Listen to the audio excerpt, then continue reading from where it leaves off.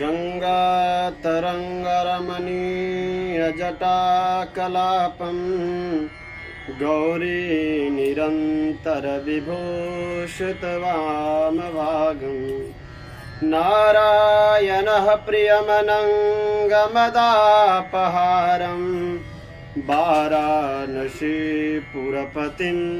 भज विश्वनाथम। मैं आचार्य ओम प्रकाश जी काशी की पावन धरा से आप लोग को श्रावण के पवित्र मास के शुभ अवसर पर श्री शिव महापुराण की कथा से अवगत कराने का प्रयास करता हूँ। और कल की कथा में हमने श्री शिव महापुराण कथा का महत्व के विषय में अवगत कराया। आज आपको आगे की कथा से प्रारंभ कर रहा हूँ। शौनक जी इस शिव महापुराण की कथा के विषय में सुनकर बहुत ही प्रसन्न होते हैं और कहते हैं कि यह कथा वास्तव में उत्तम ज्ञान यज्ञ है जो सांसारिक भोग और मोक्ष को देने वाला है। सूत जी कहते हैं कि प्रभु, मैं आपको एक बहुत ही पुराना आख्यान से जोड़ता हूँ। आसीत किरात नगरे ब्राह्मणो ज्ञान दुर्बलः दरिद्रो रस विक्रेता वेद धर्म परांमुख। बहुत पहले की बात है। किरात नामक नगर में एक ब्राह्मण रहते थे। वह वेद धर्म कर्मों से विमुख थे और उनका कार्य ब्राह्मण धर्म से इतर कार्य यानी मदिरा पान रस विक्रेता का कार्य वह करते थे। और उनका नाम था देवराज। देवराजेख्यातो विश्वत जन वंचकः सा विप्रान् क्षत्रियान् वैश्वान् शूद्रांश्चापि तथा परान् हत्वा नान् मिषेणैव तदधन्नपहारत। वह जो उनसे ढेर विश्वास करता था, उन पे बहुत अधिक विश्वास करता था। ज़्यादातर उन लोगों को ही वह ब्राह्मण नुकसान पहुंचाने का कार्य करते थे। एक दैग तड़ागे सा स्नातुं यातु महीसुरः वेश्यां शोभावतीं नाम दृष्ट्वा तत्रातिविह्वलः। एक दिन की बात है कि वह देवराज ब्राह्मण एक सरोवर के तट पे स्नान करने जाते हैं और एक शोभावती नाम की वेश्या को देखते हैं और उसके रूप लावण्यता पर मोहित हो जाते हैं। इससे मोहित होकर देवराज ब्राह्मण उस वेश्या से प्रेम करने लगते हैं और साथ ही साथ उसके साथ भोजन भी करने लगते हैं। उसको पत्नी के रूप में स्वीकार कर रहते हैं। एक देश्यार्वसाद्रात्रौ मातरं पीतरं वधून् प्रप्सुप्तान्यनवधि दुष्टो धनम तेषां तथा हरत। एक दिन रात्रि में उस दुष्ट ने ईर्ष्यावश एक दिन की बात है कि वह ब्राह्मण अपने पाप कर्मों से पापाकृत हो गया। घूमते घूमते प्रयागराज झूसी इलाहाबाद में पहुंचता है और एक शिवालय में देखता है कि जहां साधु संत सब लोग बहुत टोली के साथ इकट्ठा हैं और श्री शिव पुराण की कथा हो रही है। वह देवराज ब्राह्मण उस शिवालय में जाता है। इतने ही में उसको ज्वर आ जाती है। ज्वर की पीड़ा से वह देवराज मृत्यु को प्राप्त हो जाता है। परंतु देवराज ब्राह्मण मुखार बिंद से प्रतिदिन शिव पुराण की कथा सुन रहा था। संतों के मुंह से शिव पुराण की कथा सुन रहा था और वह उस शिव पुराण की कथा सुनने से उसके जीवन चरित्र पावन पवित्र हो रहे थे। उसको मृत्यु वहीं पे ज्वर की पीड़ा के कारण देवराज की प्राण वायु शरीर से निकल जाते हैं। प्राण वायु निकल जाते हैं तो यम के दूत उसे ले जाने के लिए आते हैं। देवराज ब्राह्मण को इतने में शिव के पार्षद भी वहां आ जाते हैं। देवराजश्चमा शांते ज्वरेणा पीड़ितो मृतः बद्धोयम भटे पाते निर्तोयम पुरीम बलात् जबरदस्त तरीके से यमराज कहते हैं कि तुम यमपुरी के चलो। शिव गण के पार्षद आते हैं और कहते हैं कि नहीं, यह श्री शिव महापुराण की कथा को श्रवण किया है, इसीलिए यह श्री शिवलोक को जाएगा। ऐसा कहते हैं कि यह श्री शिवलोक को जाएगा और यमराज कहते हैं कि यमपुरी को जाएगा। इतने में ही दोनों में शिव के पार्षद यमदूत में तू मैं होने लगता है। तो धर्मराज उस कोलाहल को सुनकर आ जाते हैं और यमराज को आज्ञा देते हैं अपने ज्ञान की दृष्टि से कि नहीं, यह देवराज ब्राह्मण ने अंत काल में शिवालय के सानिध्य में और शिव पुराण की कथा को सुना है, तब इसके प्राण वायु निकले हैं। इसीलिए यह किसी भी स्थिति में यमपुरी को नहीं जाएगा। यह जब भी जाएगा तो शिवपुरी को जाएगा। धन्या शिव पुराणस्य कथम परम पावनी यस्य श्रवण मात्रेण पापिया नित्य मुक्ति भाग। कहे कि यह शिव पुराण की कथा परम पवित्र करने वाली कथा को सुना है। जो पापी लोग इस कथा को सुनेगा वह निश्चित ही पाप से मुक्त होकर शिवलोक को प्राप्त होगा। ब्राह्मणो क्षत्रिया वैश्या शूद्रो अन्योऽपि पापिना हिंसिता धनलोभेन बहवो येन पापिना। ब्राह्मण हो, क्षत्रिय हो, शूद्र हो या वैश्य हो, जो भी इस पावन श्री शिव पुराण की कथा को सुनता है वह सारे पापों से मुक्त हो जाता है। मातृ पितृवधू हंता वेश्यागामी च मद्यपः देवराजो दुदिस्तत्र गतपा मुक्तो वक्षणात्। वह ब्राह्मण क्षत्रिय शूद्र वैश्य सबको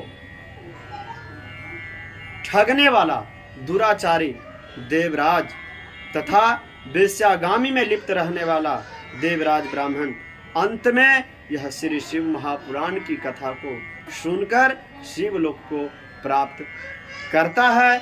इसलिए हर हाल में श्री शिव महापुराण की कथा अवश्य सुननी चाहिए। आगे की कथा में इसी महात्म्य में एक चंचुला नाम की वेश्या थी, उसके विषय में मैं आपको बतलाने जा रहा हूँ कि चंचुला ने किस प्रकार से शिव महापुराण की कथा के माध्यम से कथा को सुनकर शिवलोक को परमपद को प्राप्त किया। इसके विषय में बतलाने जा रहा हूँ, आप लोग सुने। शौनक जी सूत जी से कहते हैं, धन्या धन्या कथो शंभोस् तम धन्यो धन्य एव च यदा कर्ण नाम मात्रेण शिवलोकम व्रजे नरः। धन्य है यह श्री शिव पुराण की कथा जो उतना दुराचारी देव राज नामक ब्राह्मण को शिवलोक को पहुंचा दिया। अब सूत जी कहते हैं, मैं एक बहुत ही पावन कथा सुनाने जा रहा हूँ। समुद्र निकटे देशो ग्रामो बाष्कल संज्ञकः बसन्ति यत्र पापिष्ठा वेद धर्मोज्झिता जना। एक समुद्र तट पर एक नगर है जिसका नाम है बाष्कल। उस नगर में जितने ब्राह्मण क्षत्रिय शूद्र वैश्य चतुर्वर्ण के लोग रहते हैं, सारे लोग अपने कर्मों से विमुख हैं। किसी के जीवन में कोई धर्म नाम का चीज है ही नहीं। ब्राह्मण तो जिस नगर का ब्राह्मण ही दुराचारी हो, संस्कारहीन हो, उस नगर का और लोगों के विषय में क्या कहना। इस प्रकार से कहते हैं कि एक ब्राह्मण रहते हैं, उनका नाम है बिंदुक। बास्कल नामक नगर में एक ब्राह्मण रहते हैं बिंदुक। वह बिंदुक नाम का ब्राह्मण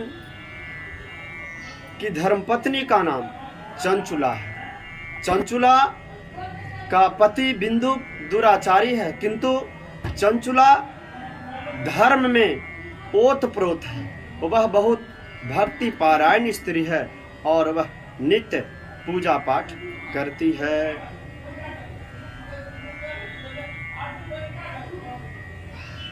एक दिन की बात है कि वह ब्राह्मण अपने दुराचार के कारण एक वेश्या से संसर्ग कर लेता है और उसी के साथ रहने लगता है। अपने पति को कुमार्ग में जाते हुए देखकर चंचुला भी गलत रास्ते को अपना लेती है। कदाचितां दुराचारं स्वपतिनं चंचुला मुने जारेण संगता रात्रो ददसं स्वविह्लवाम्। एक दिन की बात है कि वह ब्राह्मण ने अपनी दुराचारी पत्नी चंचुला को दूसरे के साथ व्यभिचार करते देखता है, तो वह चंचुला को प्रताड़ित करने लगता है। चंचुला कहती है, भगवान प्रतिदिनं कामं रमते वेश्यया कुधी मा विहाय स्वपत्नीं च युवतं पतिसेविनं रूपवत्यां युवत्याश्च कामकुलितचेतसः बिना पत्नी विहारं सात् का गतिर्मे भवान वदेत्।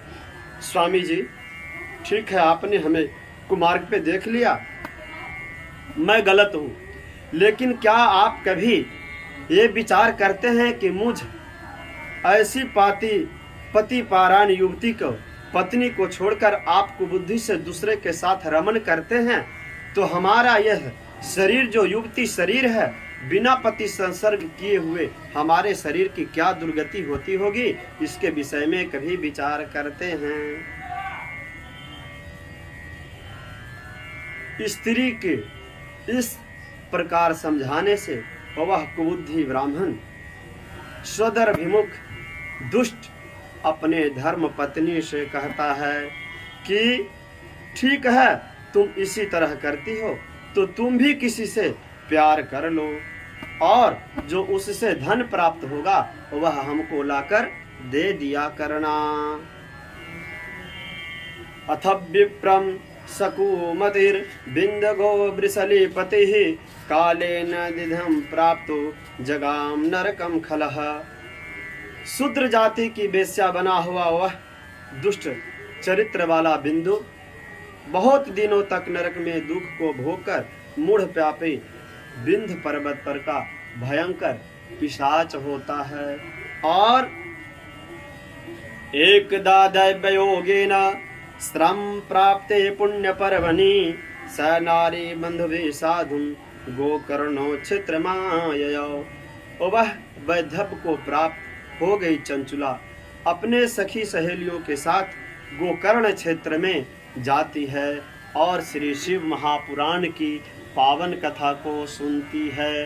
योषिताम जरशक्तानां नरकेयम किंकरा संतप्तो लोह परिघम क्षिपन्ति असमर मंदिरे।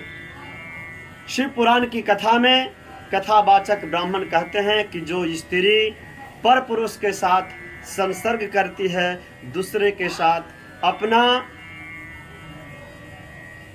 इस शरीर को अपवित्र करती है, यमदूत उसके कोमल शरीरों में गुप्तांगों में गरम लोहे से तप्त कर उसको दागते हैं, जलाते हैं।